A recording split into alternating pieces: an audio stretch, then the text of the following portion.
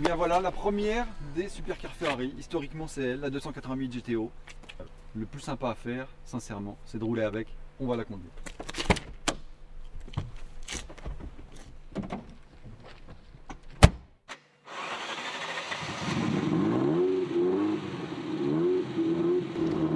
Allez, voilà, donc la 288 GTO, la plus ancienne de la bande, pas celle qui a le moins de charme.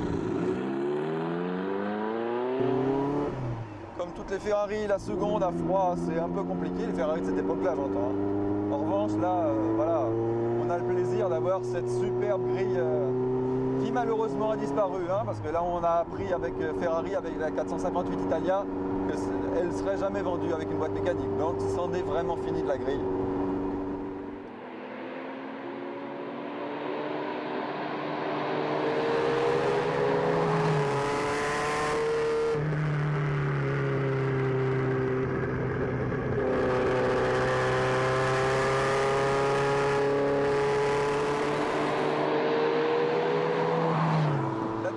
GTO, c'est l'idée pour Ferrari à l'époque de revenir, de se rapprocher du monde de la compétition. Ça chante hein, quand même. Ils se disent que chez Ferrari, on peut faire une voiture vraiment axée compétition avec le règlement du groupe B. L'ingénieur Materazzi chez Ferrari, qui est déjà celui qui avait participé sérieusement au développement de la Lancia Stratos, donc il savait un peu de quoi il parlait. Donc l'ingénieur Materazzi dit le turbo c'est la bonne solution. Et pour placer les turbos dans cette voiture-là, qui à la base est une 308, hein, donc la berlinette 8 cylindres qui avait le moteur transversal, il dit c'est mieux de mettre le moteur en long. Donc on tourne le moteur, on le met en longitudinal, ce qui fait que là dans le dos on a une petite bosse qui dépasse, mais c'est pas très grave, et que la position de conduite, le siège est légèrement désaxé par rapport au volant. Puisqu'on en a parlé de position de conduite, on peut dire quand même, sans crainte de froisser le ferrariste de base, c'est un petit peu camion parce que le volant est un peu incliné comme ça et on est obligé d'être avancé, donc avec les jambes très pliées, si on veut avoir une bonne position de conduite et pouvoir passer les mains autour du volant comme il faut. Ce V8, 2,8 litres, pas très gros, 2 turbos et 400 chevaux. Et là quand même ça parle 400 chevaux parce que la voiture elle pèse officiellement, selon la police, donc selon Ferrari, elle pèse 1160 kg. Mettons, elle doit être à 1300 kg, mais voilà, 400 chevaux pour 1300 kg, même aujourd'hui, ça reste encore super sympa.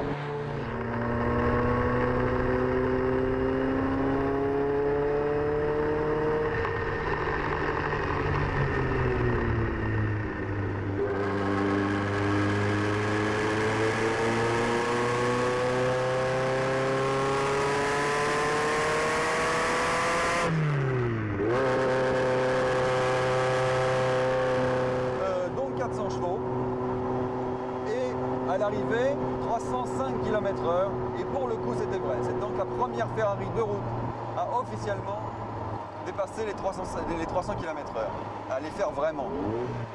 À partir de cette voiture qui est la voiture routière, il fallait en faire une série de 200 qui devait développer la voiture de course. Sauf qu'entre-temps, le groupe B a été arrêté. Donc l'ingénieur Materazzi a commencé à travailler sur la 288 GTO l'évolution pour la course, mais ils n'ont jamais terminé le travail puisque ça ne servait plus à rien. La catégorie a disparu. Cependant, la 288 GTO normale, entre plusieurs paires de guillemets, c'est-à-dire cette voiture, elle a vraiment initié un mouvement chez Ferrari qui a été le départ des supercars, c'est-à-dire les voitures les plus proches de la compétition que Ferrari ait conçue. Voilà pour la théorie. Maintenant, on va s'occuper de la voiture. Là, je regarde les températures, ça va. Là, le sous-bois aussi, ça va. Donc, on fait comme à l'école de conduite, hein, comme à l'école de pilotage. C'est très progressif sur l'accélérateur, on va dire. Parce que quand à l'arrivée des turbos, c'est quand même un petit peu brutal.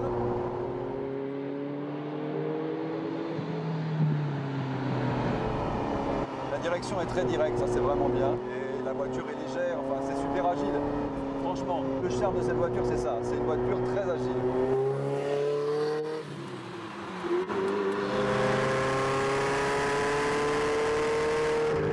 Voilà, c'est un peu plus bosselé. L'auto, elle n'est pas extrêmement raide. Hein, là, on voit, ça bouge un peu sur le volant. franchement, elle se sent très bien. C'est pas une voiture faite a priori pour des routes étroites et bosselées comme ça.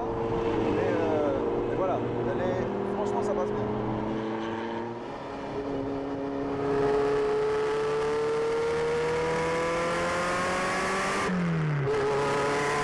Ça pousse bien fort hein, quand même, hein. Ça n'a pas l'air comme ça, mais ça pousse bien fort.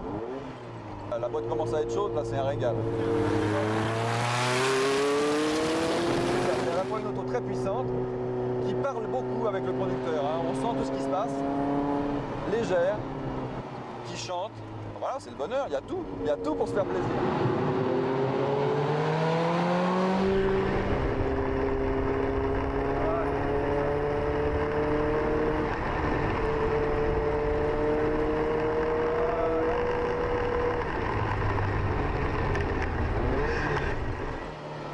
À chaud, la deuxième, elle rentre impeccable.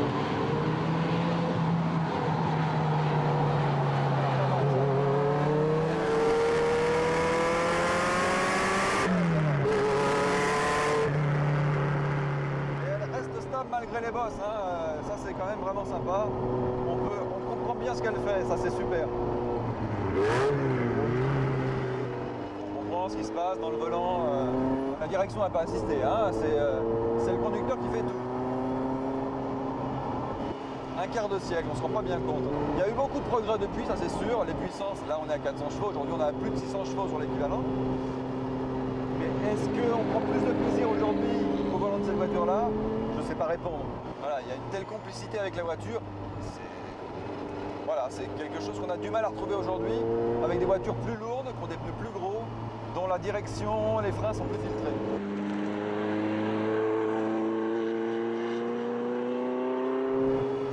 S'arrêter là parce que sinon je crois que ça serait facile de passer la journée à bord de la voiture, mais bon voilà, à un moment il faut s'arrêter. C'est une auto extrêmement attachante, peut-être finalement la plus attachante de toutes les quatre parce que c'est extérieurement la moins spectaculaire, mais en revanche elle a un caractère incroyable. Elle est à la fois extrêmement agile, bien stable, le moteur ça pousse, c'est rien de le dire, super précise, voilà, c'est beaucoup de ce qu'on attend d'une voiture de sport, très clairement. Et voilà, on va la quitter à regret. C'est comme ça. Allez, on arrête.